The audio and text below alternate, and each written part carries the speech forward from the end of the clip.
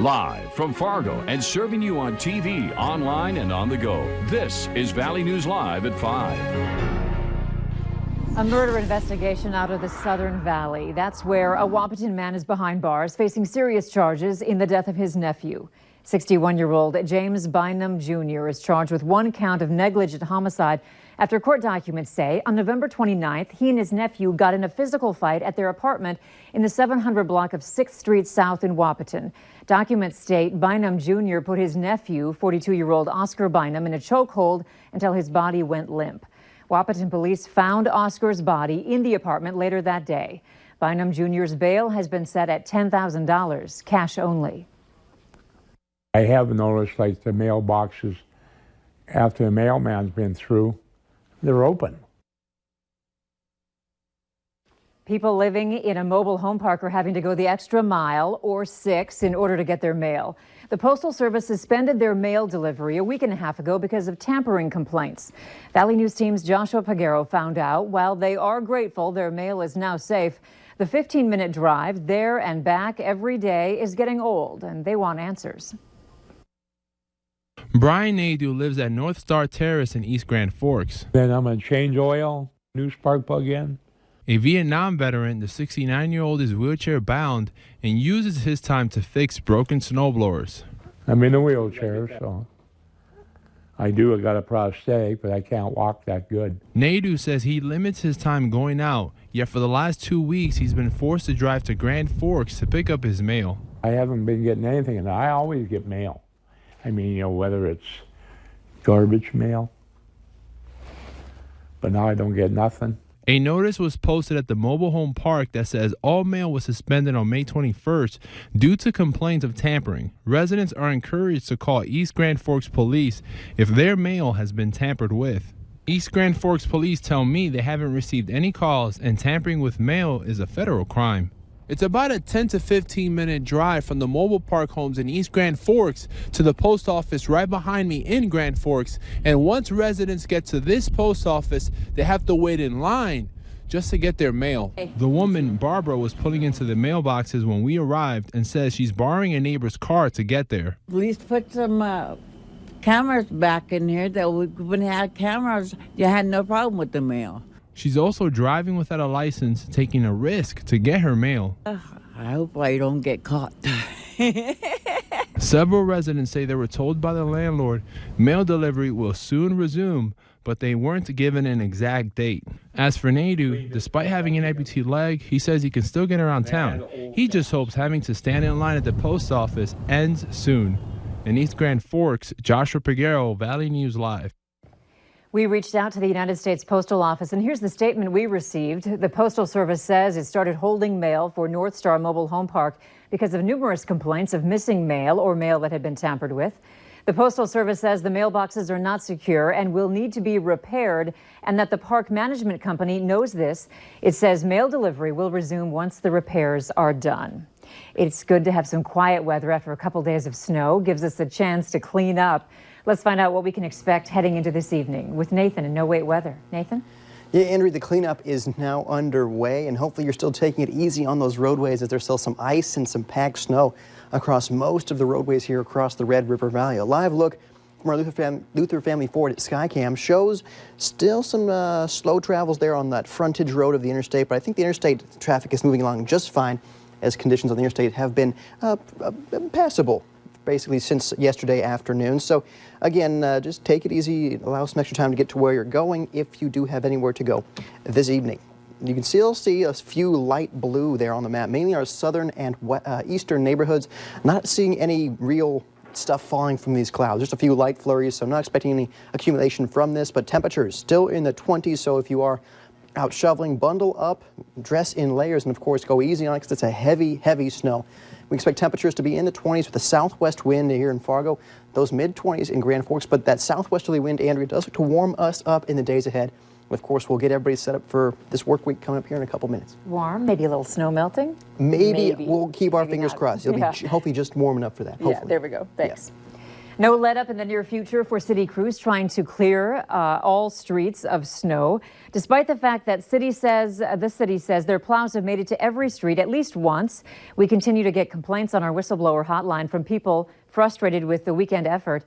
Valley News Team's Callie Hubbard talked with Fargo's Public Works supervisor about the challenges they face. Well, didn't they say it was like 9 inches? I don't know. It's still stuck to the front of my car. Whether you were stuck in your own neighborhood or driving down a Fargo City street. Saturday morning I went out and it was really slippery. So I drove by one car and their tire was like falling off because they slid into a curb. And then I went home and that was the last time I drove all weekend. Many said they felt like prisoners during the holiday weekend. They said they couldn't leave their homes. The city wants you to know the plows started making their rounds 10 a.m. Saturday. It was a pretty long, drawn-out event. We tried starting residentials Saturday night at 7 p.m. Lee Anderson says there were 25 people working each day and night, but it wasn't enough. Since the city of Fargo is getting bigger, they need more staff. He told us that when it came to budget time, the city asked for 7 workers, and they got 2. We worked around the clock starting Thursday night at 11 p.m. And we've been 24 hours around the clock since then, and we will continue to be until we make room for the next storm. Complicating their efforts are cars parked in the streets. The city asks that going forward, people park elsewhere. Otherwise, they have to double their workload. In Fargo, Callie Hubbard, Valley News Live. Anderson adds that their work now focuses on returning to many areas and cleaning up cul-de-sacs. Meanwhile, the city of West Fargo has an app that keeps track of plows and where they've been. You can find information on that on our website, valleynewslive.com. Fargo police are asking for help finding a man who they say was involved in a hit and run. Officials say it happened in late November when police were called to the FM Visitor Center off of 44th Street South. The caller claims someone rear-ended them while they were stopped, and then the suspect smacked them when they were calling for help. Police say the suspect is described as a large, bald white man driving a blue or black Ford SUV with North Dakota plates. If you have any information, you're asked to call the Investigations Division at this phone number, 241-1405. Police had to chase down 3 people this morning, first with their patrol car, then on foot. And now a 30-year-old man is in jail facing charges. It started around 1:30 this morning when Clay County deputies spotted a car that had been stolen. They say the driver slid into a snowbank near 9th Street and 9th Avenue South. 3 people ran away, but they didn't make it far. Philip Murray of Moorhead was arrested for possession of stolen property. The 2 passengers who were caught were released on misdemeanor fleeing charges. An investigation is underway following a triple murder and suicide in South Minneapolis. The deaths include 2 young boys who were found shot outside their home. Officers pulled the victims into their squad cars, but both boys were later pronounced dead. Police responding to the original call then heard gunfire coming from inside a house and set up a perimeter, believing it to be a hostage situation. After hours of unsuccessful attempts to contact people inside the home, a robot was sent in and found the bodies of a man and a woman. The Supreme Court took up the issue of gun rights today for the first time in nearly a decade. A case known as New York State Rifle and Pistol Association versus the City of New York.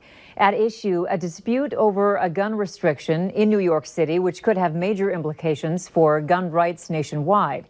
Justices heard arguments challenging an ordinance that New York City residents with the proper permit could take a handgun to a shooting range, provided it was unloaded and in a locked container, but it could not be taken beyond the city limits. The attorney for the plaintiffs argued the law violated their Second Amendment rights and that an unloaded gun in a locked container didn't pose significant safety risks. That's why we're here today, keeping a close eye on this case to make sure that that we assert our right to be safe and show that the Second Amendment is perfectly consistent with gun safety laws. New York City recently repealed that ordinance and urged the Supreme Court to dismiss the case. A decision is expected by July.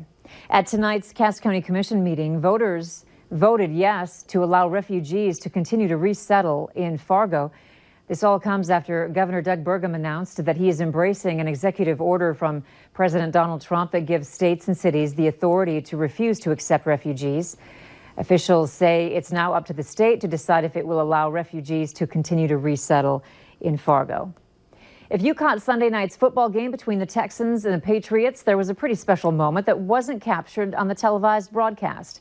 A North Dakota soldier was honored in the NFL's salute to service at the Houston Texans Stadium.